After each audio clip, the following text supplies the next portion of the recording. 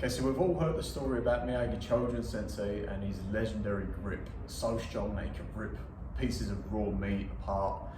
So strong that he could grab the tendons and pluck them from the bone.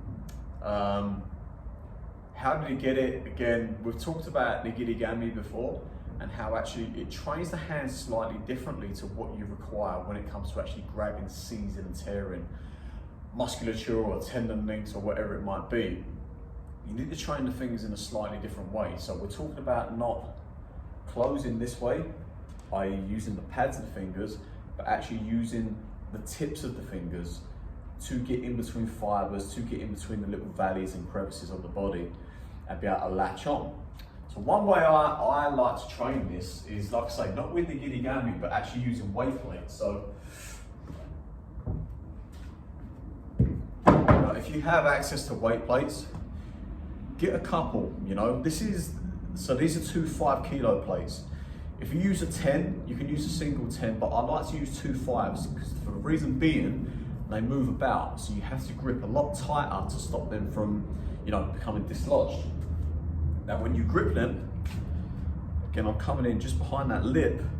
So what you see is the finger orientation is slightly different to what you would use on the Nigirigami, whereby Nigirigami would be more with the flats. With this style, we can get right on those tips and start to use the thumb differently. So again, with Nigirigami, we're using the side of the thumb here, conditioning it for striking, for different reasons, conditioning it for being able to make the hand forms of our Goju-Ryu. But when it comes to actually seizing, we want that thumb tip to be active, to be able to get behind the trachea, to be able to dig behind collarbones, to be able to get into all these little nooks and crannies. So that's working in conjunction with the fingertips, okay? So we'd get our weight plates. And again, you can step in Sanchin stance, set a timer. I like to do it for time rather than for reps. So rather than 10 up, 10 down, set a timer for like a minute, and you literally just walk up and down, go walking. Like I say, you can mirror it into your Sanchin step in. Get it all locked in, Shikadachi step in. However you want to do it, Neko Ash step in. But the main thing is to keep moving. So we're keeping a degree of sway. We're not locking these in tight to the body. I want them actually moving, so keep challenging my grip in slightly different ways. I can incorporate swings into them. However you want to do it. You set that timer for a minute.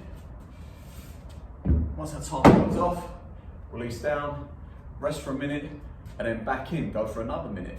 And you do maybe like 4 sets of that. So that's work out about 4 minutes total of gripping. Result being, you're going to get a lot of lactic burn in these forearms. So we're developing our capacity to tolerate and to buffer out lactic acid. Developing obviously hypertrophy of the forearms, the grip, the fingers, developing the conditioning. Developing a little bit of core as well. Like I say, if we allow a little bit of motion into this, a little bit of sway, we develop our core, how that works in conjunction with our gait pattern, with our shoulder girdle. So we're looking at tying in all these loose things to drive from this engine of the Tanden, okay? Have a little play with that and let me know what you think.